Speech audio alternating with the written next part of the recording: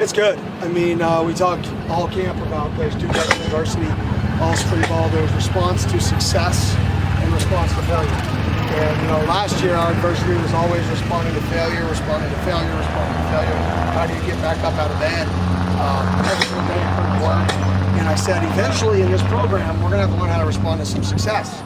I said, we're not there yet, but eventually we're going to see it. And we're starting to see that. And you can feel the days where people are feeling themselves, and you can tell they've been on Twitter reading all the random people saying good things and all that stuff. But the key is none of that stuff matters. And we got to keep the main thing, and that's the work. And there's no shortcut around the work. Scat and a bunch of players were saying yesterday was probably their best Tuesday practice they've had since fall camp, with the stamina, with the time off, and having at least the rest. Do you feel like it's important that before going into the bye week that they at least stay focused and try not to get too ahead of themselves with the fact that they've had this time off? Yeah, we're not worried about a bye week. I mean, we're an underdog in a game on the road versus a team that doesn't lose at home very often, like I just told the guys.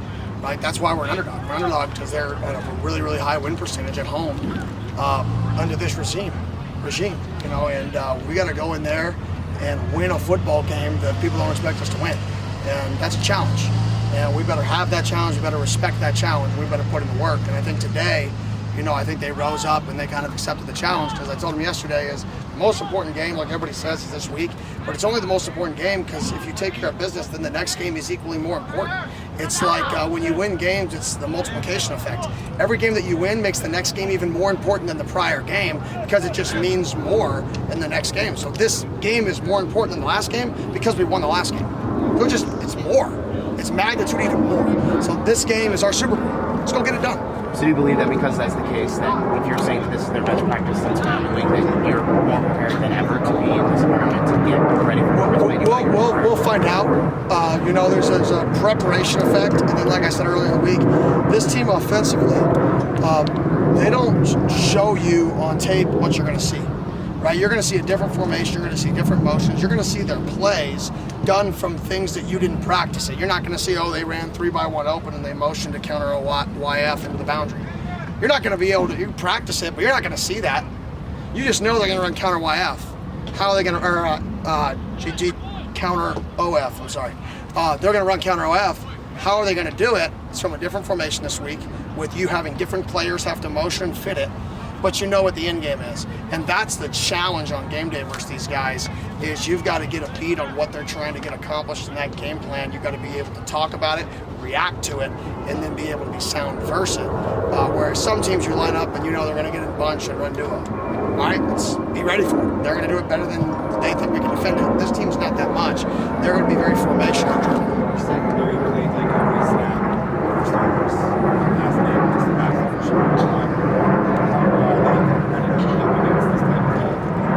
Yeah, and I think that's a great question. I think that's the complementary football we're playing. I think we're one of the best teams, I think top 10 in the country, maybe top 5, I don't know, in time of possession.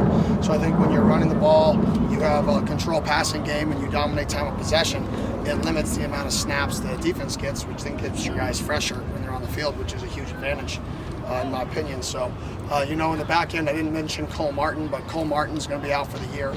He's going to get surgery on a few items that just been like lingering since he got here. It was before he got here. He's tried to push through it. He's a really, really tough kid.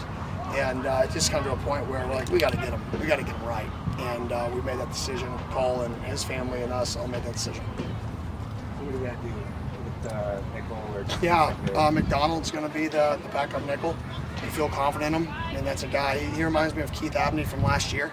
Super smart, super savvy, just where he's supposed to be. He picked the ball off yesterday. Last week he had a pick in 7-on-7.